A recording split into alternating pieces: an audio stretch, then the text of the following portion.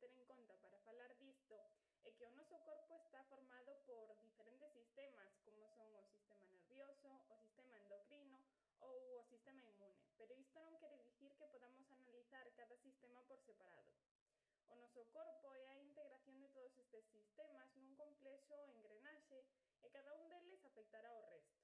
Dito isto, o estrés é unha reacción psicolóxica e fisiolóxica normal aos cambios na contorna de alguén, que pode ser emocional, físico, social ou cultural. E digo normal porque forma parte do noso instinto de supervivencia. O problema é que hai moitas persoas que sofren de estrés crónico. Senten que son incapaces de manexar as tarefas da vida diaria, que teñen un control limitado ou nulo sobre a dirección da súa vida, ou que se enfadan ou irritan máis doadamente. Este tipo de estrés crónico pode afectar negativamente a saúde dunha persoa tanto a curto como a longo prazo.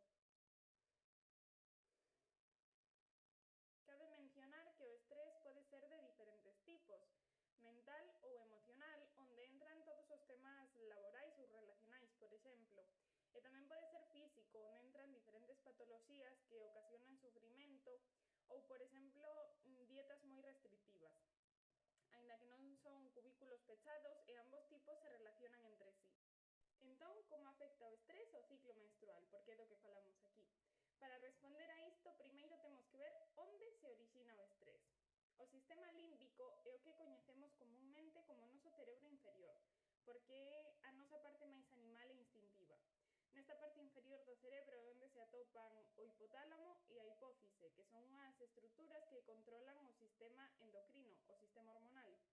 A peculiaridade do sistema límbico é que pode enviar información ao resto do corpo a través das hormonas e tamén a través do sistema nervioso central, e ademais é que pode facer isto sen pedir permiso, digamos, á cortiza cerebral, que é o noso cerebro superior e onde se procesan funcións como a razón, o xuízo, os pensamentos ou as crenzas. Isto ten moito sentido porque se ves a un león non te vas a poñer a razoar con el, entón o sistema límbico toma o control e activa todos os mecanismos de fuxida. Nesta situación, pon en marcha todos os sistemas de alerta e a través das hormonas e neurotransmisores do estrés, que principalmente son adrenalina, noradrenalina e cortisol. Con isto, dilatanse os bronquios pulmonares para que o aire chegue mellor. O corazón comeza a latir máis rápido para que chegue máis sangue aos músculos. Inhíbense temporalmente os sistemas que non son imprescindíveis nese momento, como o sistema inmune ou o aparello digestivo. E ademais, actívase o eixo hipotálamo-hipófiso-adrenal. É dicir, se estimulan o hipotálamo, a hipófise e as glándulas suprarrenais, que están situadas xusto enriba dos riles.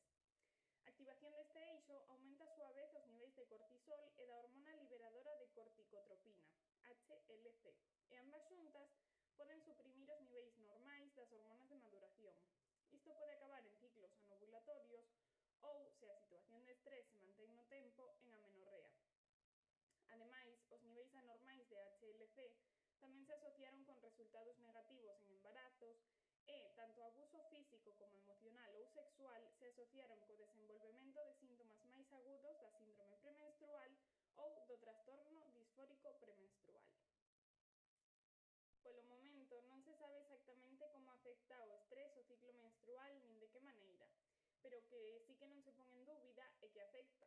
As diferenzas no nivel e na duración da exposición ao estrés poden facer que o corpo das persoas responda de diferentes maneiras, por exemplo, no caso das enfermeiras. Este colectivo está moi utilizado nos estudos sobre estrés e ciclo menstrual debido ao alto estrés, así como a rotación do traballo por quendas, incluindo o traballo nocturno, ademais de que é un traballo altamente feminizado. Nalgúns estudos se relaciona o alto estrés coa anovulación e con ciclos máis longos do habitual, pero tamén con ciclos máis curtos do habitual. E do mesmo xeito, a dismenorrea, a dor menstrual, está relacionada con traballos en empregos de pouco control, inseguros ou con pouco apoio dos compañeiros de traballo. É dicir, o mal ambiente laboral é un gran disruptor no ciclo menstrual. E así como curiosidade, o estrés tamén afecta a frecuencia da dismenorrea, da dor menstrual, por mecanismos que aínda non están moi Por isto, é posíbel que unha persoa non experimente unha menstruación dolorosa como resultado do estrés até o mes seguinte de verse exposta a este estrés. Agora que xa temos claro como afecta o estrés ao ciclo menstrual, imos ver cales son as consecuencias.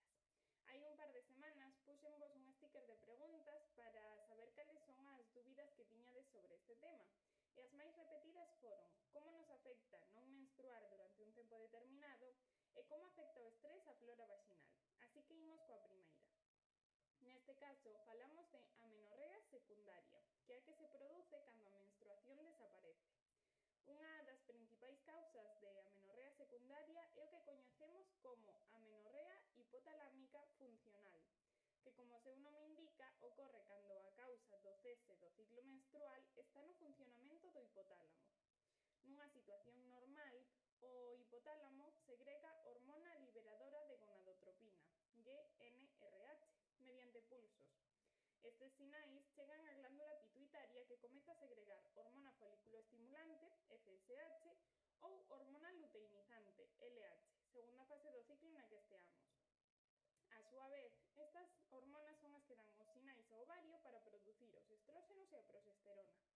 Se non se libera GnRH, non hai FSH nin LH, e polo tanto o ovario non produce nada. Estímase que isto afecta a 17,4 millóns de mulleres en todo o mundo. A principal consecuencia disto é unha hipoestroxenemia, ter os estróxenos baixos, que está relacionado con enfermidades cardiovasculares e baixa densidade ósea.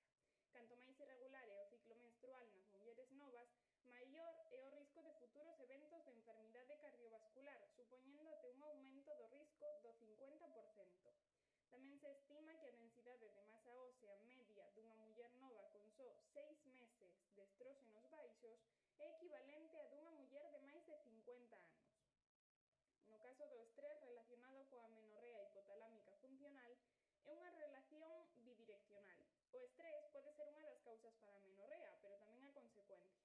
Segundo varios estudos, as mulleres con amenorrea teñen puntuacións de depresión máis altas, maior ansiedade e maior dificultade para facer fronte ao estrés diario, dado que os estróxenos baixos afectan directamente a transmisión, unión e metabolismo da serotonina.